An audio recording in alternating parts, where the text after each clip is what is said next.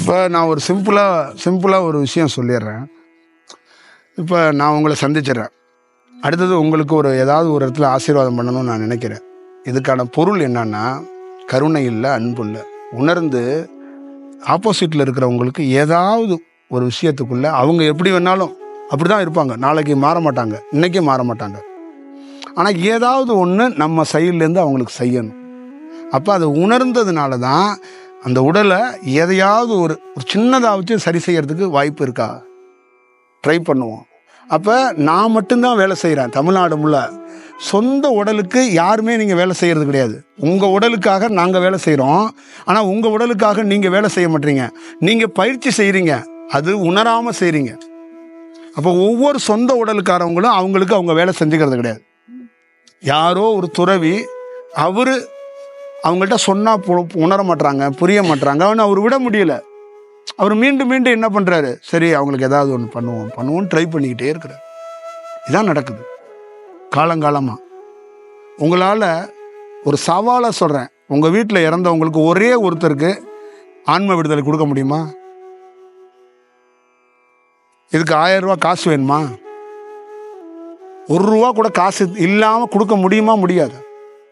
இந்த வழி யாருக்காவது தெரியுமா? இந்த ஊரில் ஐயரே இல்லை. அப்போ உங்கள் முன்னோர்களுக்கெல்லாம் எதுவுமே செய்யாமல் விட்டுருவீங்களா? ஐயரே இல்லை. காலையில் கணபதி ஹோமம் பால் காய்ச்சணும், என்ன பண்ணுவீங்க? ஐயரே இல்லை, கல்யாணம் பண்ணாமல் விட்டுருவீங்களா? டாக்டரே இல்லைங்க, உங்கள் உடலுக்கு ஒரு ப்ராப்ளம், எல்லா டாக்டருமே இல்லை, அவங்களே எல்லாம் உடம்பு சரியாமல் படுத்துடுறாங்க. நீங்கள் என்ன பண்ணுவீங்க? ஏதாவது பண்ணுவீங்கல்ல? அதை பண்ணணும்ல. எப்போ தான் பண்ணுவீங்க? எப்போ பண்ணுவீங்க? நீங்கள் ஏன் இன்னொருத்தர் எதிர்பார்த்துக்கிட்டே நிற்கிறீங்க? உங்கள் உடலை யார் பார்க்கறது? நீங்கள் பார்க்கணுமா, இல்லை ஆப்போசிட்டில் இருக்கிறவர் உங்களுக்கு ஏதாவது ஹெல்ப் பண்ணிக்கிட்டே இருக்கணுமா? சொல்லுங்க. ஆப்போசிட்டில் இருக்கிறவரே உங்களுக்கு ஜாதகக்காரர் நோட்டை எடுத்துகிட்டு அவர் தான் பார்க்கணுமா? ஏன் நீங்கள் பார்க்க மாட்டீங்களா? உங்கள் கிட்னி இன்னொருத்தர் ஸ்கேன் பண்ணி தான் பார்க்கணுமா? நீங்கள் பார்க்க மாட்டீங்களா? சொல்லுங்க. உங்கள் கிட்னி விசேஷமான கிட்னியா அவர் பார்த்து சொல்கிறதுக்கு? அப்போ இதெல்லாம் யாருடைய செயல் வடிவம்? நீங்களே உங்கள் இதயத்தை தொட்டு நீங்களே யோசிச்சுக்கோங்க. அப்போ நம்ம உடலை நம்ம பார்க்கணுமா வேண்டாமா? கடவுளுக்கு வேலை வெட்டி இல்லையா? நம்மளை பார்த்துக்கிட்டேவா உட்காந்துருப்பாரு? நம்ம பார்த்துக்கணும்ல. சொல்லுங்க தாய், நீங்கள் தான் சொல்லணும், ரொம்ப மூத்தவங்க நீங்கள் சொல்லுங்க. உங்களை நீங்கள் பார்த்துக்கணும்ல. பார்த்துக்கணுமா, பார்த்துக்க கூடாது? அப்போ அந்த உடலை கரெக்ட் பண்ணணும்ல. இப்போ அந்த உடல் கரெக்ட் பண்ணாமல் போனதுக்கு யார் காரணம்? கடவுள் காரணமா, நீங்கள் காரணமா? இப்போ இன்னுமே கரெக்ட் பண்ணி நீங்கள் உடலை ரெடி பண்ணுங்க. உதவுறதுக்கு கடவுளும் தயாராக இருக்கிறார், நானும் தயாராக இருக்கிறேன். நீங்களும் தயாராகுங்க. வேலை குயிக்காக முடியும். இப்போ 3 பேர் சேர்ந்து வேலை செஞ்சால் ஈஸியாக ஒரு இடத்துக்கு போயிடலாம். இவ்வளோதான் விஷயம். இப்போ தியானங்கிறது என்ன? இப்போ ஒருத்தர் உட்காந்தா மௌனமானால் தான் நான் வர முடியும். நீ இந்த பாட்டை போட்டு ஓம் நமச்சிவாயம் கத்திக்கிட்டே கிடந்தனா நான் எங்கே வர முடியும்? பக்கத்து வீட்டில் இருக்கிறவர் தான் ஒருத்தர் என்னம்மா பாட்டு சிவன் பாட்டாக ஓடிக்கிட்டு இருக்கு அப்படின்னு கேட்பாரு. நாங்கள் வர முடியாது. அழைக்கிறார் இறைவன் அழைக்கிறாருன்னா எவனாவது ஒருத்தன் இன்னொருத்தன் பக்கத்துலேருந்து ஒருத்தன் வந்து தான் யாரோ அழைச்சிருக்காங்க என்னன்னு வருவான். இறைவன் வரமாட்டார். இறைவனை தொடர்பு கொள்றதுக்குன்னு சில விஷயம் இருக்கு. அதை ரொம்ப உணர்ந்து ஒரு வேலை செய்யணும். பாடிய மாணிக்க வாசகரோ, பாடிய அருணகிரியோ, பாடிய நக்கீரரோ உள்ள உணர்ந்துட்டு தான் அப்புறம் பாடியிருக்காங்க. உணராம வெளிப்படையா வெளிமுகமா பாடலமா நீங்க தயவு செய்து நினைச்சுக்கோங்க. வெளிமுகமா யாருமே பாடல. உள்ள மௌனமாயி உள்ள இறைவனை கண்டுட்டு வெளியில அதை பிரசன்ட் பண்ணாங்க. நான் கண்டேன், நான் பார்த்தேன், இது செயல், இது வடிவம், இதை நான் சொல்றேன், இதை நீ கேளு, ஒரு நாள் நீனும் உள்ள காணு, போ தேடு, பக்கத்துல இங்கே இருந்த நீ வீணா போயிடாத, போய் முருகனை போய் பாரு அப்படின்னு அருணகிரி ஏன் சொன்னான்னா, என் லைஃப்பை மாற்றி விட்டான், நான் பார்த்துட்டேன் அப்படின்ட்டான். அருணகிரிக்கு விசேஷமாக திருவண்ணாமலையிலையோ மதுரை மீனாட்சி அங்கே மதுரையிலையோ எங்கே சுடுகாடு இருக்கு அருணகிரிக்கு? அருணகிரி எந்த சுடுகாட்டில் படுத்து கிடக்கிறாப்புல? எந்த சுடுகாடும் இல்லை. அவர் தியானம் பண்ணால் சுடுகாடு தேவையில்லை. உள்ள பண்ணால் சுடுகாடு வேண்டாம், 4 பேர் வேண்டாம், விசேஷமான கொல்லி வைக்கிறதுக்கு ஒரு புள்ள வேண்டாம்.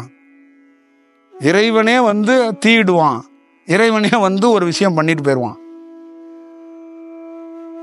அதெல்லாம் உணரணும். இதை நம்ம எந்த மாதிரி நீங்கள் உணர்வீங்கிறது எனக்கு தெரியலை. அதை உணர்ந்து ஒரு வேலை செஞ்சால் அது தெளிவாக இருக்கும். வேலைங்கிறது வேலையாக இருந்தால் அது வேலை தான், அது பேர் வேலை. உணர்ந்தால் அது பேர் வேலை இல்லை. உணர்ந்து சமைச்சா மருந்து. 12 மணிக்கு போடு, அதை வை, அது சக்குன்னு தான், அது வேலை. அது வந்து அது வேலை செய்யக்கூடாது. உணர்ந்து செஞ்சால் அது மருந்து. மருந்து அரைக்கும் போது என்ன சொல்லுவாங்க பெரியவங்கெல்லாம் சொல்லுவாங்க, யோகிகள் ஞானிகள்லாம் சொல்லுவாங்க, எண்ணத்தை சிதற விடாதே, மருந்து மேல் இரு, நீயே மருந்தாக இருக்கணும். மருந்தில் கூட நீ வைக்கும்போது பல எண்ணத்தை பண்ணால் அந்த மருந்தும் அது மாதிரி மாறும். இப்போ உங்களை கையை பிடிக்கிற டாக்டர் என்ன பண்ணுறாரு, அப்படியே பியூராக வந்து உங்களை மட்டும் அப்படியே ஸ்கேன் பண்ணி கை வைக்கிறாரு. 4 மணிக்கு இந்த ஓபி முடிச்சுட்டு அங்கே அந்த ஹாஸ்பிட்டலுக்கு போகணும், அங்கே அந்த கேஸ் அட்டன் பண்ணணும், இப்படி நினச்சிட்டு வைப்பார் கையை. அப்போ அது அந்த அலைவரிசை தானே வரும், அந்த எண்ணம் தானே தாக்கும். சொல்லுங்க. வளகாப்பு, ஒரு பக்கத்து வீட்டில் வளகாப்பு, ஒரு அம்மா கூப்பிட்றாங்க, 2 வளையலை போடுமா நீங்கிறாங்க. நீங்கள் அப்படியே பியூராக போய் வளையலை போடுறீங்க. கூப்பிட்டுட்டா இவளை பிடிக்கவே பிடிக்காது, ஏதோ வந்தோம் 2 வளையலை போட்டுவிட்டு போவோம். அவள்கிட்டயே அப்போ சொல்ல முடியும் அப்படின்னு வந்து பக்கத்து வீட்டுக்கார்ட்டியே சொல்லுவீங்க. அவள்கிட்ட சொல்ல முடியாதுல்ல, எனக்கு அவளை பிடிக்கவே பிடிக்காது, ஆனால் கூப்பிட்டா போய் 2 வளையலை போட்டு தொலைஞ்சு போகிறான்னு போட்டு விட்டு வந்தேன். இது என்ன ஆகும்? இது அந்த உடலுக்கு தாக்க தான் செய்யும்.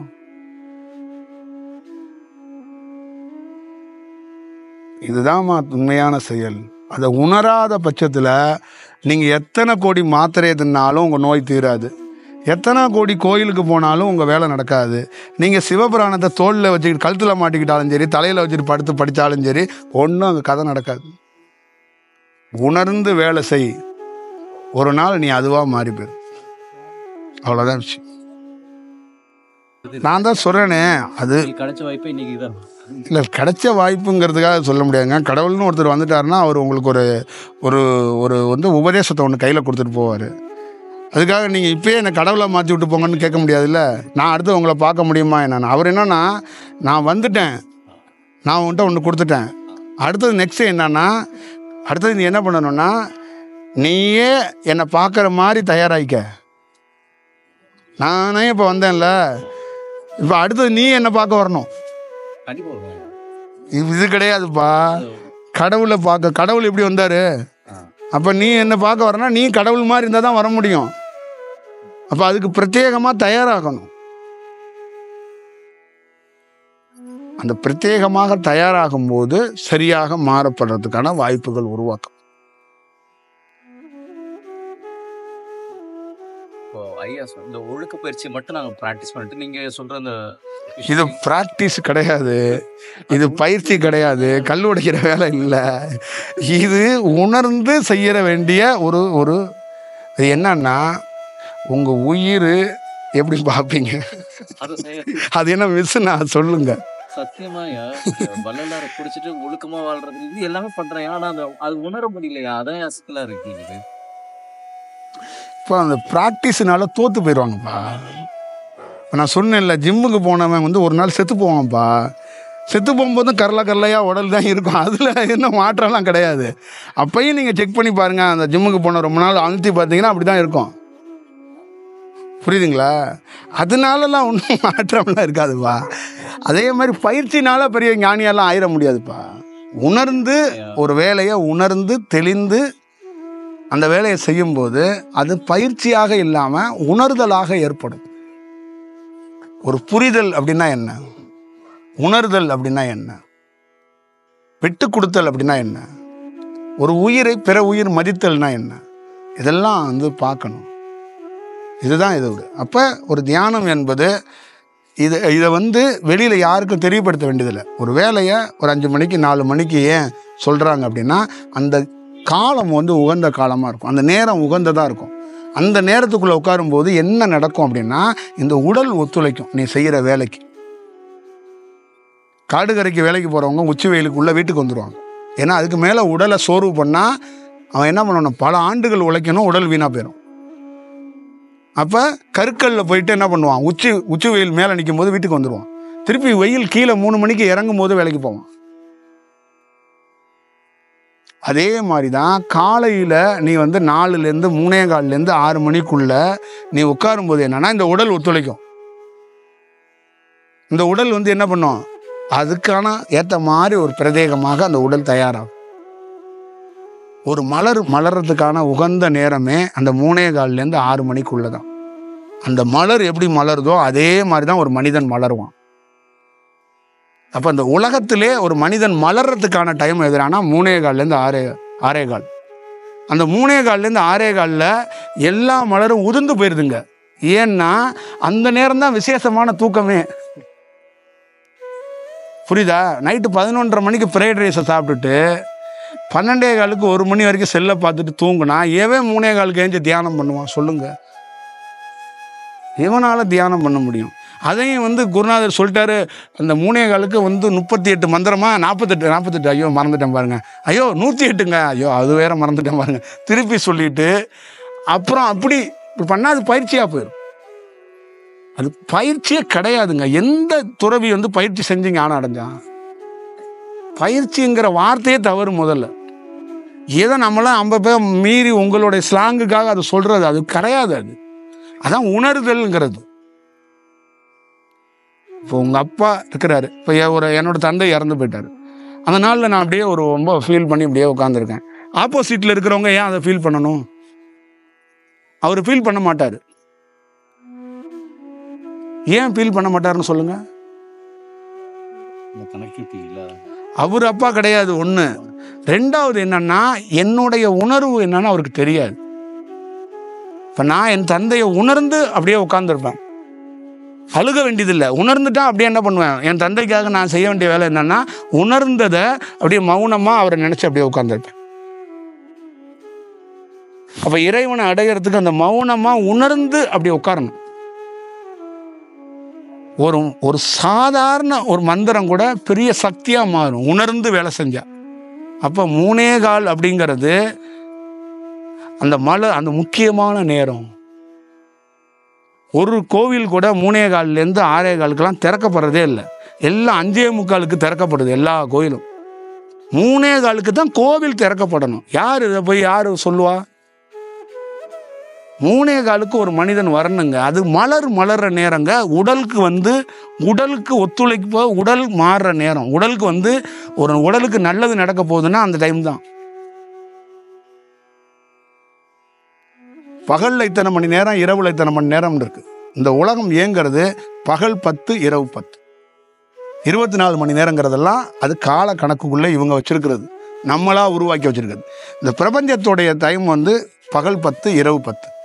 அப்போ அதுக்குள்ள ஒரு 2.5 மணி நேரம் ரொம்ப முக்கியமான டைம். 3:15லேருந்து 6:15 அதிகாலையில். அப்போ ஒரு சோர்வடைந்த உடல் ஆமை மாதிரி நகர்ந்து போகிற ஒரு மனிதன் கூட தொடர்ந்து ஒரு 2 வருஷம் 3 வருஷத்தில் அந்த 3:15லேருந்து 6:15க்கு உடலை நல்லா உணர்ந்து உட்காரணும். நிறைய பேர் சொல்லுவாங்க, நான் 4:30 மணி 5 மணிக்கெல்லாம் தினந்தோறும் போய் இறைவனை பார்த்துக்கிட்டு இருக்கேன், காலையிலே எந்திரிச்சேன், எனக்கு மாற்றம் இல்லைன்னு கேட்பாங்க. ஆனால் அவங்க என்ன செஞ்சுக்கிட்டு இருப்பாங்கன்னா, யாருக்கிட்டேயோ வெட்டியாக ஒருத்தன்ட்ட பேசிக்கிட்டே இருப்பாங்க 3:15க்கு எந்திரிச்சு. அது அதிர்வலைகள். உணர்ந்து மௌனித்து உட்காரணும். ஒரு மலரும் போது அது அமைதியாக இருந்தால் தான் அந்த மலரும். ஏதாவது ஒரு பெண்ணு குழந்தை பிறக்க போகிற நேரத்தில் இப்படி வீட்டில் என்ன குழம்பு வச்சிங்கன்னு கேட்பாளா? சொல்லுங்க நீங்கள். அப்போ அந்த மாதிரி நேரத்தில் எப்படி இருக்கணும்? இன்னைக்கு ஓகே மயக்க ஊசி போட்டுறாங்க, அன்னைக்கெல்லாம் குழந்தை பிறக்கும் போது எதுவும் ஊசியும் கிடையாது, எதுவும் கிடையாது. அப்போ அந்த பொண்ணு எப்படி, அப்போ தான் அது வெளியில் வரும். அதே மாதிரி தான் ஒரு மலர் அப்படியே இருக்கும்போது அது அப்படியே ஒன்றா அந்த விரியும். அதே போல தான் உடலில் பருவ மாற்றம் அழகாக அடையும். இதெல்லாம் அழகாக வகுத்து கொடுத்துட்டாங்க முன்னோர்கள். கடைப்பிடிக்கிறதுக்கு ஆள் இல்லை. உடல்ல நோயிலிருந்து ஒரு மனிதன் தானா விடுபட்டுருவான். 6:30 7:30 சாப்பிட்டுருவான். இல்லைன்னா உணவே நைட்டில் நிறுத்திடுவான். அப்புறம் 3 தானா முழிப்பு வந்துடும், தானா அவனுடைய செயல் வந்துடும். வயிறு காலியாக இருந்தால் எல்லாம் கரெக்டாக வேலை செய்யும். அவ்வளோதான் விஷயம். நம்ம என்ன பண்ணுறோம்? ஆசைப்பட்டு பல உணவுகளை பிள்ளைங்களுக்கும் வாங்கி கொடுத்துறோம். நம்மளும் என்னைக்காவது ஒரு நாள்னு எல்லா உணவையும் சாப்பிட்டு போகிறோம். அது என்னைக்காவது ஒரு நாள்னு 20 நாள் சாப்பிட்டுட்டு 10 நாள் வேறு சாப்பாடை சாப்பிட்டுட்டு இருக்கோம். அதுதான். இப்போ அப்போ வெறும் பயிற்சியோ வெறும் எண்ணெய் வச்சுக்கிட்டு நீங்கள் என்ன பண்ணுவீங்க? ஒன்றும் பண்ண முடியாது. இப்போ கடைசியாக எண்டு டைலாக் தான், கடைவிரித்தேன் கொள்வதற்கு யாரும் இல்லை, நான் போய் வருகிறேன்னு தான் சொல்ல முடியும். அப்படி இருக்க முடியாது. ஒரு மனிதன் அது ஆரோக்கியங்கிறது அங்கே தான் இருக்கு.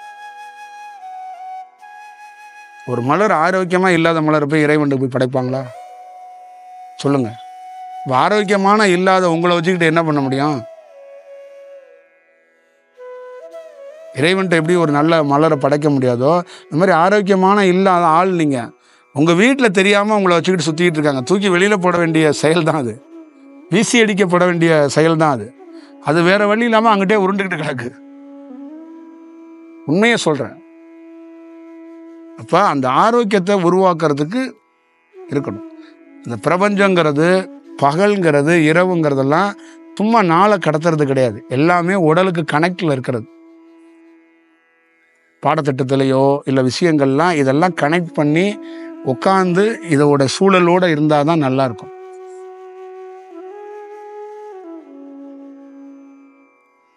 சரிதானே? இதுதான் உண்மையான விஷயம். நீங்கள் நிறைய விஞ்ஞானிகள்லாம் பார்த்துருப்பீங்கல்ல. எல்லா விஞ்ஞானிக்கும் டெஸ்ட் எடுத்து பாருங்கள், அவங்க உடல்லாம் ஆரோக்கியமாக இருக்கான்னு.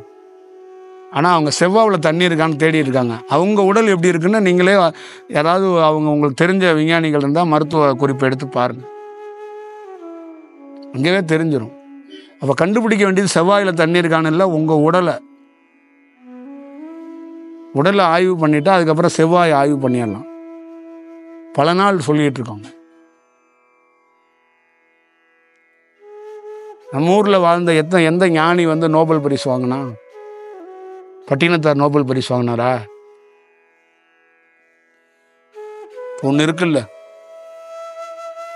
இந்த மாதிரி உங்களுக்கு எதாவது புரியுதா? இந்த ஒரு சிரிப்பு போதும்.